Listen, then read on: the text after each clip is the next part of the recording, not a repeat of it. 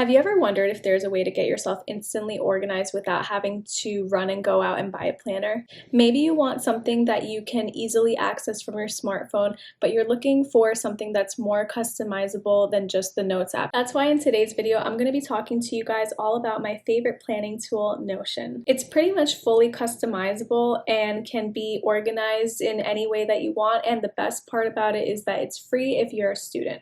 If you're a returning subscriber, welcome back, and if you're new to this channel, my name is Talia. One of the biggest questions that I get on my channel on my iPad videos is what app I'm using to organize myself and what app I use to organize myself as a nursing student when I was in nursing school. So when I found out about this app Notion, I signed up, and if you use a school email, you're able to get the app for free. So I'm going to have you guys take a look at my Notion dashboard, and we're going to go through and see the different ways that I use it. So this is what it looks like at first glance, and right here I have this cute little GIF icon of a typewriter. You can find that just by typing in typewriter GIF onto Google. And I also have another little computer pixel icon here, so same thing, just type in a pixel computer icon into Google and that'll come up. And this is what they call a template in Notion. So you can download templates that other people have created into Notion, then you can customize your pages around that. So that's what I did. This is a template that I downloaded, and I will put the link in the description for you guys if you want to see it. I did not create it, but I've just tweaked it a little bit for my taste and my liking.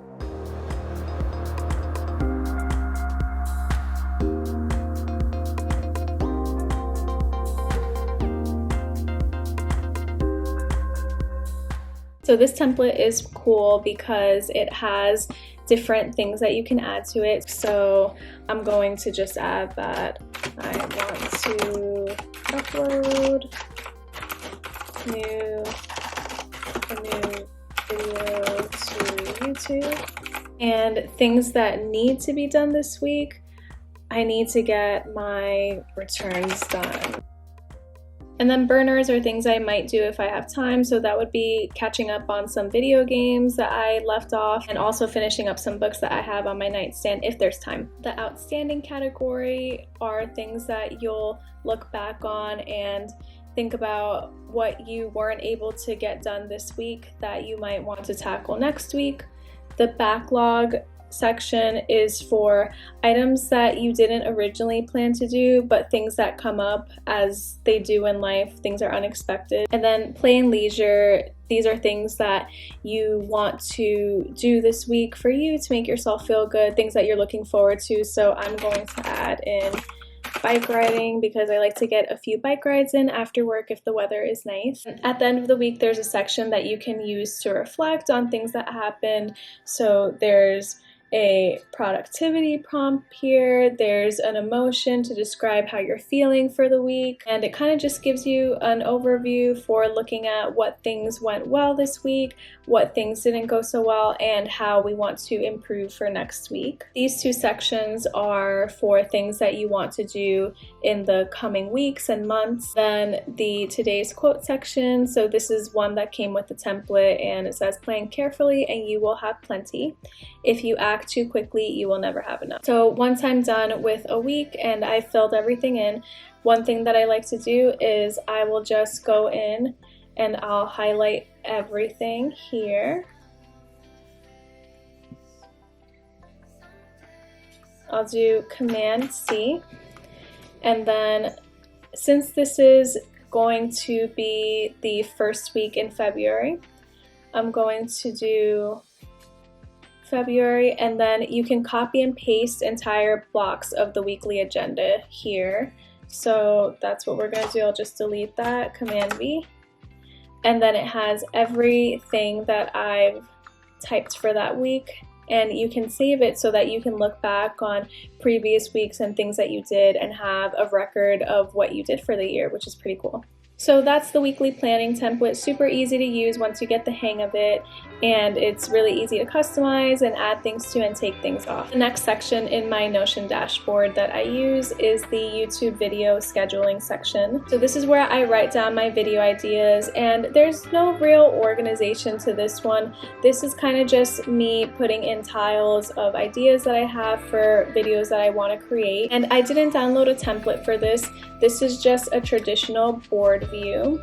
So I have these tiles where I've written down my video ideas, and then within each one I write down things that I want to use for the video, ways that I want to film it, things that I want to add to it, things I want to say, and stuff like that. Anything that I've already done, I'll just add onto these tiles at the very end. I'll drag it all the way to the bottom of this section, and then I'll just put done, and then I'll write down what video it was, and then it has little notes in there for things that I talked about and things that I added. So this section of my Notion dashboard is basically just a hub of everything that is YouTube related in my life. Moving on, we have the nursing school planner section. Since I graduated, I don't use this anymore, but I like to keep it in my Notion dashboard because this has a lot of my notes from nursing school.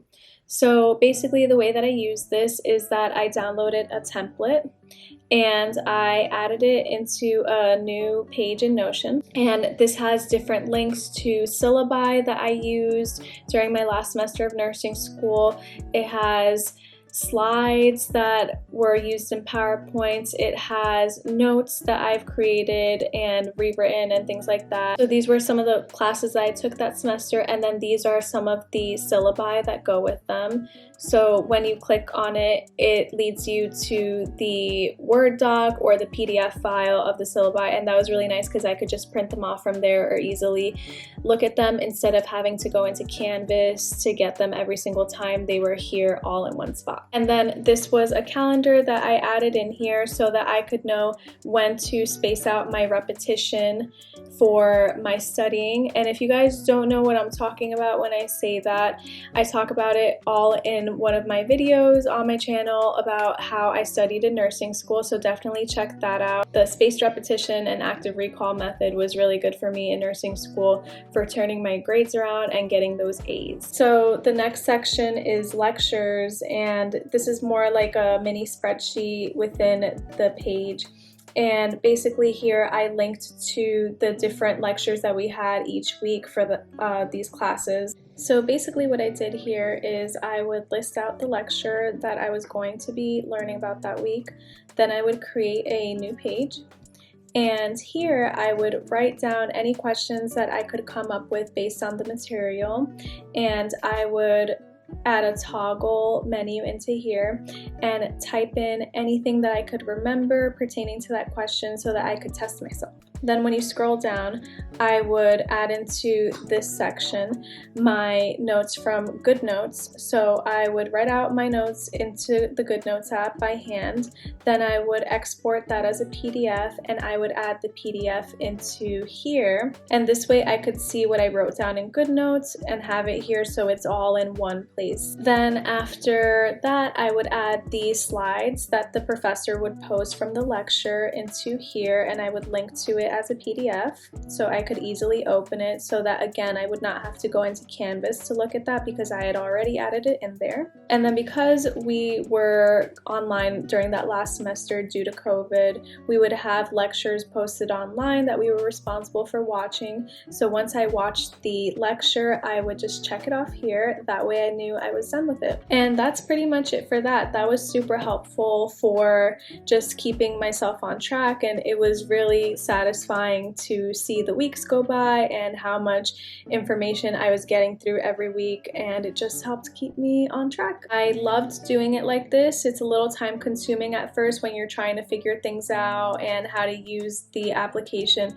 but once you do, it's so great, and I wish I had known about it sooner so that I could have started using it earlier in my program. I didn't find out about it until like the second to last semester, so I think I could have gotten a lot more out of it if if I had known earlier, but it is what it is. So yeah, those were the 3 main sections of my dashboard that I would frequently use most often. And then the rest of it were just random pages that I would add in from time to time. So yeah, that's it for me in this video. I really hope that you guys enjoyed seeing this walkthrough into my Notion dashboard. And if you guys did enjoy it, don't forget to leave a like, subscribe, and comment if you guys want to see more videos like this in the future. I know Notion can be a bit of a learning curve at first, so if there's any way that I can help you, let me know in the comments. I'd love to be able to help because I know that this app has been truly life-changing for me in getting myself organized, and I'm not sponsored by Notion at all. I just think that it's a really great tool to use. Anyway, I hope you guys have a great rest of your week, and I'll see you guys in the next video. Bye!